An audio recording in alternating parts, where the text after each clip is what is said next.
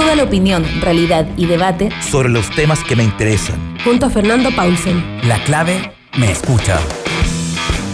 ¿Cómo están? Bienvenidos a Combinación Clave. Estamos ya con nuestro primer entrevistado. Él, de hecho, estaba calendarizado para esta oportunidad mucho antes del discurso del presidente Piñera ayer en la noche, así es que vamos a tener que repetirnos el plato. Senador Francisco Buenchumilla, ¿cómo está usted? Fernando, ¿qué tal? Buenos días. Bueno, ayer lo conversamos un poquitito en última mirada, pero sería bueno darle una segunda vuelta a esto ya con, no sé, algunas horas probablemente de sueño, quizás a trastabillones, pero ¿cómo evalúa usted lo que ocurrió en la jornada de ayer desde probablemente los hechos de violencia más agudos que han habido hasta ahora, conjuntamente con movilizaciones muy masivas a través del país y particularmente muchos gremios en paro, y después el discurso del presidente Piñera en la noche? Yo creo que la preocupación que tenemos que tenemos todos los chilenos es esta violencia incontrolada que después de casi un mes prácticamente sigue en espiral. Y la gente no logra entender cuál pudiera ser el mecanismo de salida de esto y de qué manera el gobierno, que tiene todas las facultades legales, constitucionales, el uso de la fuerza, tiene un plan que nos permita ver la luz al final del túnel. Como eso no se ve, entonces yo creo que existe una profunda situación de nerviosismo en todo, porque nadie quiere la violencia. Y entonces, bueno, lo que nosotros decimos es que estamos disponibles para dialogar con el gobierno y buscar todos los caminos que nos puedan llevar a un entendimiento y a tomar las medidas políticas y constitucionales que correspondan para volver a la tranquilidad que el país necesita. Sí, hay una situación, senador Buenchumilla, que yo creo que es interesante de evaluar desde el punto de vista del análisis político, que es el siguiente. Las personas más violentas, las personas que no tienen ningún reparo en quemar desde cualquier cosa, tiendas, almacenes, hasta un edificio, hay patrones que se han generado en eso. Por ejemplo, ellos actúan después, ya cuando languidece las marchas masivas grandes de las personas que están justamente protestando en todo lo largo del país.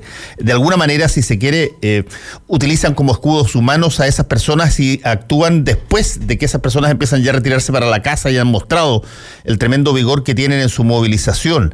Y por lo tanto, a mí se me ocurre que hay un error por parte del gobierno y particularmente del presidente Sebastián Piñera en creer que la forma de enfrentar a esas personas más violentas y esas personas que eventualmente en cualquier momento pueden tener daño humano muy grande, de enfrentarlo como si fueran ellos básicamente el país que está reclamando exclusivamente. Hay que, creo yo, desarmar de alguna manera las causas que hacen que centenares de miles de personas salgan prácticamente todos los días a protestar por múltiples razones, y esa gente, esas centenares de miles, millones de personas a veces, no están esperando resultados de fuerza, están esperando resultados que tengan que ver con lo que ellos mismos están reclamando, que son el fin de los abusos específicamente en una serie de materias, una nueva constitución que habrá que ver cuál es el formato o herramienta que tiene, pero es esa gran masa la que en el momento en que entienda que hay un camino razonable para poder llevar que puedan tener satisfacción en muchas de sus demandas, sale de la calle porque se juega por esa salida, y desde ese punto de vista se deja de haber excusa para que los grupos violentistas salgan también.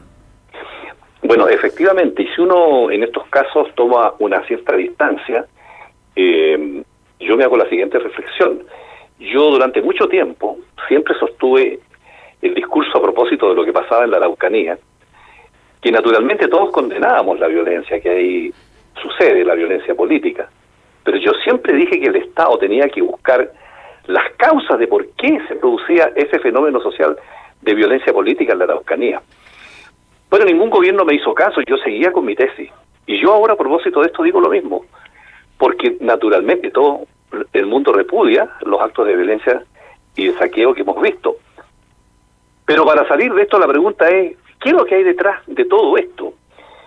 Porque la pregunta que tiene que hacerse como Estado, nadie anticipó que la sociedad chilena incubaba una enfermedad social que iba a terminar en esto. Entonces hay un tema social, como usted plantea, que efectivamente hay una demanda de la gente detrás de esto, y el gobierno y el mundo político debería tener claro qué es lo que hay detrás de lo que la gente pide, sale, se moviliza, y hemos visto todo lo que ha sucedido en los últimos 15 años. Y por otro lado, hay un fenómeno lateral, que es el fenómeno de la delincuencia y del saqueo, que tienen que ser tratados de manera distinta. Entonces, una es la parte política, donde estamos en déficit y no hay una respuesta a la parte política respecto de parte del gobierno, diciendo, este fenómeno lo vamos a enfrentar de esta manera. Y por otro lado, hay un manejo donde efectivamente hay un problema, un déficit de inteligencia preventiva, delictual, operativa, de la manera como se enfrentan esos temas, que es lo que hace que tengamos esta confusión. Entonces yo distinguiría entre las causas del reclamo, de la movilización de la gente contra las instituciones políticas, que le cuestionan su representatividad, contra la sociedad que hemos construido y los fenómenos laterales que esto significa, donde hay fenómenos de saqueo y delincuencia que tienen que tener un tratamiento distinto. Entonces yo creo que esa distinción es fundamental para poder salir del embrollo en que estamos. Ayer en la noche cuando conversamos, senador, yo le aventuré una posibilidad, porque yo creo que no había visto yo una violación de expectativas tan gigantesca con el discurso de ayer desde que se acuñó el slogan de los tiempos mejores. Pero, una de las explicaciones que incluso montones de personas con las cuales uno estaba conversando y que eran de distintos signos políticos, dio la impresión en un momento dado que hubo una intención de volver, y así se mencionó, de acudir a las Fuerzas Armadas para que volvieran a estar ocupando las calles en una situación de emergencia. Y en una de esas, le preguntaba yo a usted, el presidente se encontró con que no había piso para esto, en gran medida porque el problema era un problema político creado por la actuación política, y finalmente uno terminaba echando a mano una solución militar que, bueno, después los militares terminan siendo los únicos que se colocan en una situación de cadalso mientras los políticos vuelven a sus parlamentos o a la moneda. Bueno, efectivamente, por ahí va la cosa, ¿no? Porque ayer había mucha expectativa. ¿Por qué? Porque la gente ha visto que la violencia, en vez de ir disminuyendo, va como escalando. Y ayer fue una cosa increíble en todo Chile. Entonces la gente esperaba una respuesta a la autoridad diciendo, mira, con toda esta violencia, bueno, ¿cómo salimos de esto? Y entonces la gente esperaba un discurso más contundente, más de fondo del gobierno, en el sentido de encarar todas las dimensiones del problema. Y una de las dimensiones era cómo se ataja la violencia desenfrenada que hoy día existe, que todos lo hemos visto a través de los medios de comunicación. Entonces la gente pensaba que probablemente el último recurso después de la fuerza pública, bueno, es declarar estado de emergencia o declarar estado de sitio, y habían rumores y especulaciones en ese sentido. ¿Por qué eso no se produjo? ¿Por qué el presidente no hace uso de esa herramienta constitucional? Bueno, especulaciones pueden haber muchas, pero una es que probablemente exista la sensación de que aquí el trabajo de los políticos todavía está inconcluso, de que aquí la solución tiene que ser política y que el recurso de la fuerza es último. Y yo no creo que las Fuerzas Armadas estén convencidas naturalmente de que la solución es simplemente salir por la calle. Porque salir una segunda vez no puede ser como la primera. Por la primera hubo prudencia, no se usó el armamento, y la segunda vez va a ser lo mismo. Entonces ese sentido de prudencia encuentro yo de los órganos que tienen distintas facultades, en este caso los órganos que tienen la Fuerza Armada, así sin yo creo que por ahí puede haber una explicación, porque entonces hay un déficit político, y ese es naturalmente la preocupación que todos tenemos, porque de todos lados le estamos diciendo al presidente, bueno, cuente con la oposición para que nos sentemos a conversar y a buscar, digamos, una salida. Y ese es el mensaje que yo quiero transmitir. Estamos conversando con el senador demócrata cristiano Francisco Buenchumilla. Senador, bueno, de lo que dijo ayer el presidente, reiteró varias cosas que ya estaban dichas antes. Esta idea de que se siga la agenda social, una nueva constitución. Lo único que agregó ahí es que debía tener un referéndum ratificatorio. Pero en términos estrictos no hubo mucha más información, salvo el que se había convocado a ex carabineros y a ex PDI a que pudieran colaborar con esas fuerzas, que no tengo la más leve idea de qué volumen de personas son y en qué condiciones están, pero ¿qué tanto siente usted que desde el punto de vista de la instrumentalidad política, de los puentes que eventualmente puedan haber? Ayer se había reunido toda la oposición nuevamente, desde la democracia cristiana hasta el Frente Amplio, en una petición de nueva constitución con asamblea constituyente, y eso me imagino que ¿en qué estado quedó? Digamos, ¿qué posibilidad hay de seguir trabajando con eso? Mire, eso es muy importante porque si uno examina las tres medidas, por así decirlo, que el presidente anunció, digamos que la primera, la firma por la paz, es una cosa natural, una cosa obvia, que ningún sector político se va a negar a eso. La pregunta es si solamente firmando un documento de esa naturaleza, de ratificar las intenciones que todos tenemos, que en democracia la violencia se excluye, bueno, con esa declaración de intenciones firmada, el problema de fondo no lo vamos a solucionar. Con la agenda social, si alguien está pensando que por subir el pilar solidario o dar un bono por aquí o por allá, el problema se va a solucionar, bueno, no ha sido así, porque varias leyes se han aprobado, se llegó a un acuerdo en principio en la parte tributaria, tampoco ha pasado nada. Entonces, una agenda social tiene que ir acompañada por medidas políticas. Y ahí vamos al tercer punto, que es el cambio en las reglas del juego del modelo de sociedad que tenemos, que eso tiene que expresarse en la Constitución. Y aquí se ha clarificado el panorama político, porque el gobierno tiene hoy día una oposición unida que le dice, mire, este es mi plan. Antes de eso tenía una oposición, tenía 3 o 4 oposiciones. Sí. Entonces el gobierno legítimamente decía, bueno, ¿con quién me entiendo? Hoy día tiene una oposición que le dice, mire, este es mi plan. Entonces sobre ese plan hay que conversar, pues hay una certeza. El gobierno sabe lo que piensa la oposición. Y por eso que tienen que sentarse a la mesa en esta otra etapa para ver, bueno, ese plan cómo se materializa, si es que hay acuerdo y de qué manera se conversa, se cede, se busca distintos caminos, porque esa es la política es dialogar, no hay que olvidarse de eso, ese es el camino. Sí, y además hay otra variable que también es muy interesante, porque al interior de la coalición del gobierno se ha producido una diferencia bastante grande en términos de qué hacer. El presidente de Renovación Nacional, Mario Desbordes, algunos otros militantes de ese partido que son parlamentarios, han salido muy fuertemente a decir que no tienen ningún temor en discutir abiertamente una nueva constitución.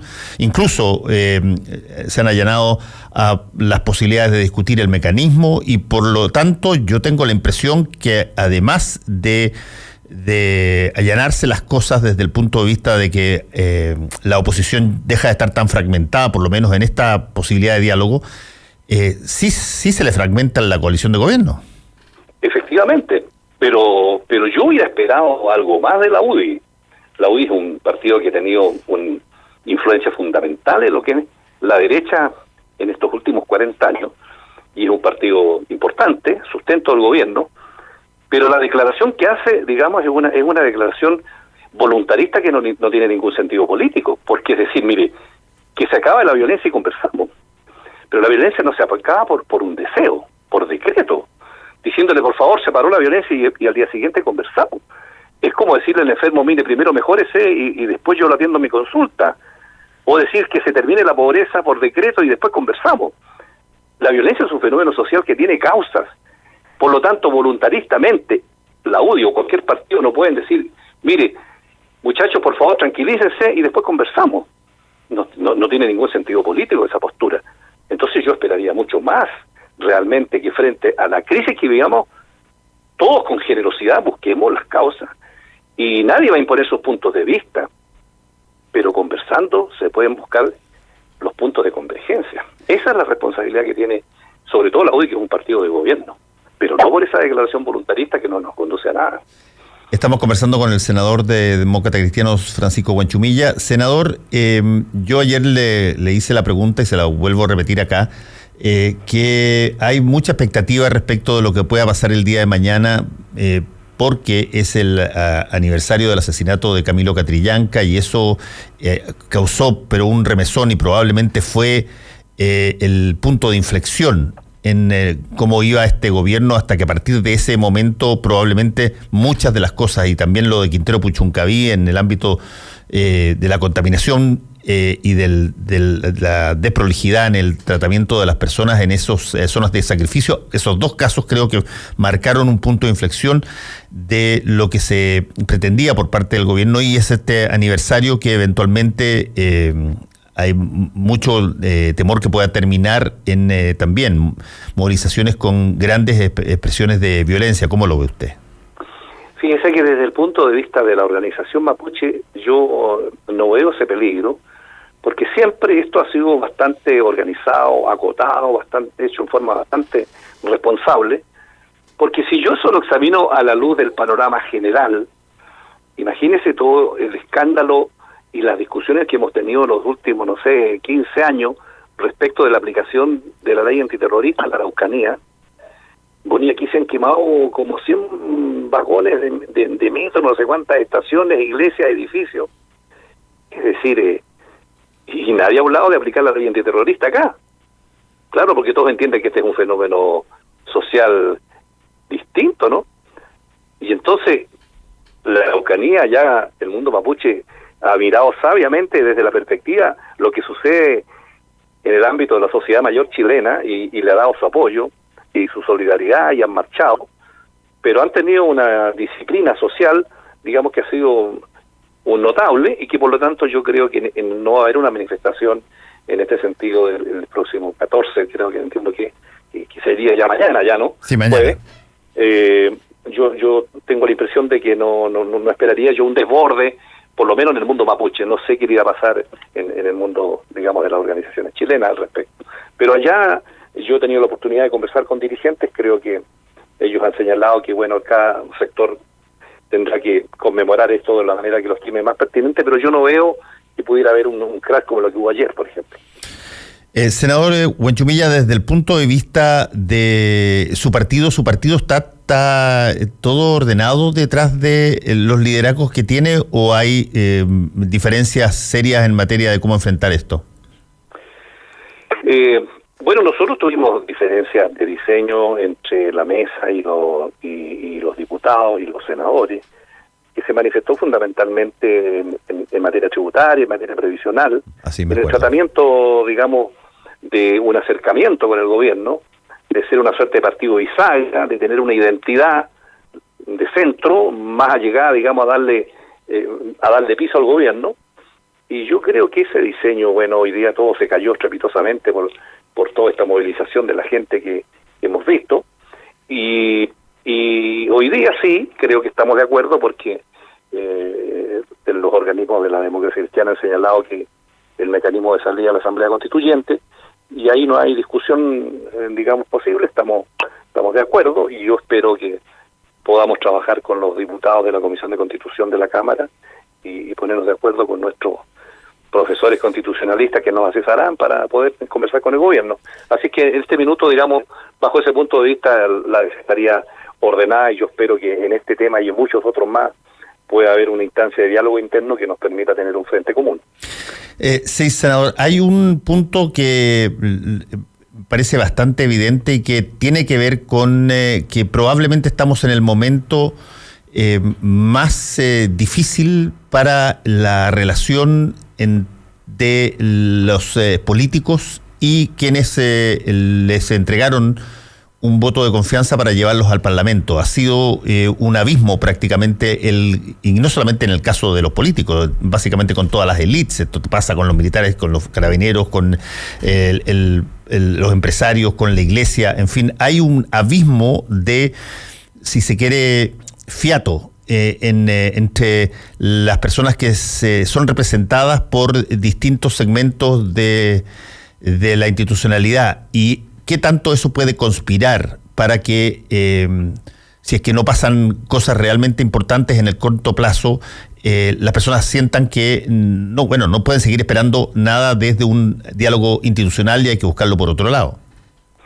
Mira, hay dos cosas. Una cosa es el tema de la legitimidad de la representatividad, sí, que es un cuestionamiento al sistema político, porque hoy día tenemos una sociedad transparente, no la sociedad arcaica del pasado. Hoy día está todo en las redes, todo el mundo está al día, estamos en tiempos reales respecto a las noticias, de lo que pasa. Hay leyes que permiten, digamos, que la gente sienta cómo están trabajando sus representantes. Entonces, hoy día hay un problema de representatividad. Y eso es para el mundo político, son sobre todo los parlamentarios, el ejecutivo, y por eso que la gente dice, mire, no, aquí la Constitución no me la hacen estos caballeros entre cuatro paredes, la va a hacer la gente, el pueblo, con transparencia. Ese es un tema. El otro tema, que hay un cuestionamiento a la crisis también de las instituciones por la relación entre el poder, la política y el dinero. Y eso fue lo que se hizo con el financiamiento de la política respecto de los grupos económicos, con la crisis de la Iglesia Católica desde el punto de vista moral, con la crisis económica, financiera y todo hubo ahí en Carabineros, en las Fuerzas Armadas. Entonces son dos cuestiones distintas de los abusos por un lado, y en el uso del dinero, y la apropiación de dinero público, y en la crisis de representatividad. Y por eso es que hoy día estamos viendo proyectos como, por ejemplo, un límite a la reelección de las autoridades, de los senadores, diputados, alcaldes y concejales. Estamos viendo un rebaraje de las dietas que ganan los altos funcionarios públicos y entre ellos los parlamentarios. Entonces eso denota, digamos, hasta dónde estamos caminando con la crisis que tenemos.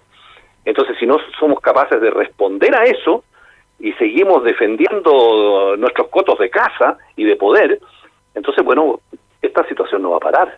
Por eso que son esos los temas que nosotros tenemos que conversar entre gobierno y oposición, porque los que conducen el Estado son los llamados a resolver las crisis sociales que tiene la sociedad, porque si no, ¿para qué existe el Estado? El Estado existe para manejar la paz social y neutralizar la guerra, neutralizar los conflictos, y que la gente pueda dedicarse a vivir, a desarrollarse plenamente como ser humano en busca de la felicidad. Pero si los que gobiernan no somos capaces de ponernos de acuerdo en eso, entonces no estamos cumpliendo nuestras tareas. ¿Y usted cree, senador, que no basta o es necesario un paso más allá después de generar un acuerdo, de enfrentar bajo una misma plataforma estas situaciones, como se ocurrió ayer cuando se pusieron de acuerdo todos los partidos de oposición? ¿Se necesita además que haya un acuerdo en quiénes son los líderes de aquello? Porque la alternativa, si se quiere, la alternativa indeseable es que de pronto aparezcan un montón de gallos que quieran subirse arriba de la tanqueta y dicen, bueno, ya pues yo soy el nuevo líder. Y por lo tanto inventan o actúan tratando de aprovechar este momento para llevar agua a su molino. Bueno, por eso que una manera de neutralizar eso es que la solución de los conflictos tiene que ser institucional. Y por eso es la tarea del Ejecutivo, y por eso es la tarea del Parlamento, la tarea de los partidos políticos, la tarea de las organizaciones sindicales, organizaciones empresariales. O sea, esto tiene que ser institucionalizado. Si ese vacío no se llena, bueno, cualquiera lo puede llenar. Y ahí surgen los populismos y los líderes carismáticos que tienen soluciones mágicas, pero eso lleva a los países al desastre. Ahora los liderazgos de la oposición, que no tiene un liderazgo claro en su conducción, bueno, eso no ha surgido, pero en cualquier momento a lo mejor pueden surgir, no sé, esas son cosas que son impredecibles, ¿no? Sí. Pero yo creo que en el momento en los que hubo, tendremos que tener un liderazgo claro en la oposición para enfrentar el futuro de lo que viene. Además hay una situación, senador Huanchumilla, que tiene que ver ya, si se quiere, para solamente remitirse a Sudamérica, tiene que ver con una situación que abarca mucho más que Chile. Estamos con un cambio de gobierno bastante fuerte en Argentina, hubo un cambio de gobierno por razones de corrupción en Perú, Bolivia acaba de haber por todas las luces un golpe de Estado, En Brasil hay un problema económico gigantesco y Bolsonaro tiene una cantidad enorme de problemas, ni hablar de Venezuela. Ecuador baja el pueblo indígena hacia Quito y automáticamente se desencadena un cambio gigantesco. Colombia parece todavía como una sociedad que ha logrado enfrentar algunos de sus problemas. Y claro, en 1991 tuvo una nueva constitución con asamblea constituyente, dicho sea de paso, y además un acuerdo de paz. Bueno, efectivamente tenemos un barrio bastante convulsionado, pero yo diría que habiendo cosas comunes, hay cosas específicas y características de cada país. Por ejemplo, en Argentina se hizo un modelo neoliberal en la onda del presidente Piñera, más a la derecha. Bueno, la gente vio que no estaba la solución y dijo, bueno, volvamos a la solución más socialdemócrata, reeligiendo a Fernández y a la señora Kirchner. Entonces ahí hubo un pronunciamiento político en el sentido de ser un giro más a la centroizquierda. En Bolivia yo le tenía y le tengo bastante simpatía a Evo Morales por provenir del mundo indígena y porque él tuvo un mérito, aparte de un buen desarrollo económico y social, él tuvo el mérito de sincerar esa sociedad boliviana donde la minoría blanca dominaba a la mayoría indígena. Pero creo que Evo cometió un error cuando hizo un plebiscito y no lo aceptó, en orden a que no podía volver a repostular por cuarta vez. Yo creo que había un manejo que hoy día le pasó la cuenta. Y en Ecuador tenemos una organización indígena tan fuerte que colocó en jaque al gobierno y el gobierno tuvo que ceder. Y siempre la organización indígena en Ecuador es muy poderosa y le ha pasado a este gobierno y a otros también. Entonces cada país tiene sus propias características. En Colombia, la Asamblea Constituyente del año 91, acuérdense que también estuvo ahí por resolver el problema que había con los capos de la droga. También. Entonces habían otros componentes allá. En cambio en Chile, digamos, hemos tenido un funcionamiento institucional, pero estábamos barriendo los problemas bajo la alfombra. Y eso es lo que hoy día nos ha reventado. Entonces la sabiduría está en cómo enfrentamos arriba de la alfombra los problemas y volvemos a caminar de nuevo, digamos, con una democracia que a nosotros nos prestigiaba. ¿Usted, senador, tiene algún tipo de expectativa respecto de poder generar alguna posición de mayor liderazgo dentro de su partido, dentro de la coalición opositora? Mire, yo trato de cumplir mi pega y mi trabajo como senador y camino por la vía, digamos, ligero de equipaje y sin ansiedades. Entonces nunca he estado pensando que lo que hago, lo que digo, lo que estudio, y me dedico fundamentalmente a estudiar y a cumplir bien mis tareas como senador, pensando en algo más. Francamente, ese es sinceramente mi postura. No tengo ambiciones en ese sentido, y ansiedad, y vivo con mucha serenidad y calma en mi vida, así que no he pensado en eso. No obstante que hay mucha gente que me sopla al oído, que me tire, pero no está dentro de mi horizonte. Seguiré aportando en mi condición de senador ahí, simplemente, como un simple ciudadano.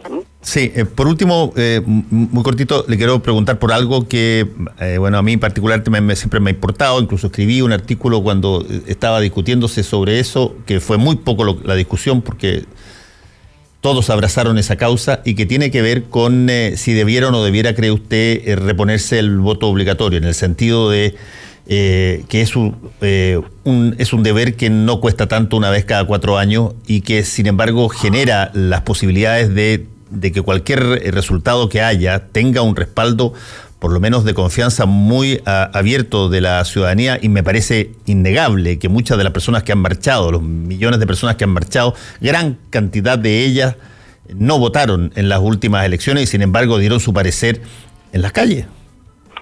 Mire, cuando eso pasó, se cambió al voto voluntario. Yo entiendo que está, no sé si era alcalde o está, está estando como abogado simplemente en Temuco.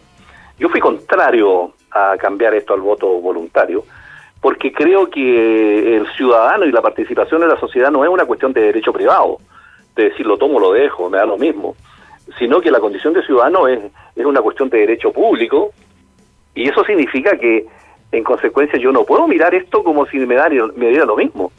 porque todos vamos en un barco común navegando o en una nave común en este espacio, y entonces lo que pasa a un lado me tiene que importar. Entonces, más que un derecho, un deber, es una obligación como ciudadano de contribuir a que este buque camine. Entonces tenemos que tener un voto obligatorio, y la gente que, digamos, que no quiera votar tendrá que tener sus razones, pero todos tenemos que contribuir a resolver los problemas. Esa es mi postura, y por lo tanto yo espero que volvamos, digamos, al voto como ciudadano participante, dialogante y ciudadano activo en las cosas públicas. Y eso es el voto obligatorio. Senador Francisco Buenchumilla, muchas gracias por este contacto con Combinación Clave. Que le vaya muy bien. Gracias, Fernando. Buenos días. Para hacer un buen negocio, necesitas ser un gran anfitrión. Para organizar un seminario productivo, debe elegir el lugar correcto.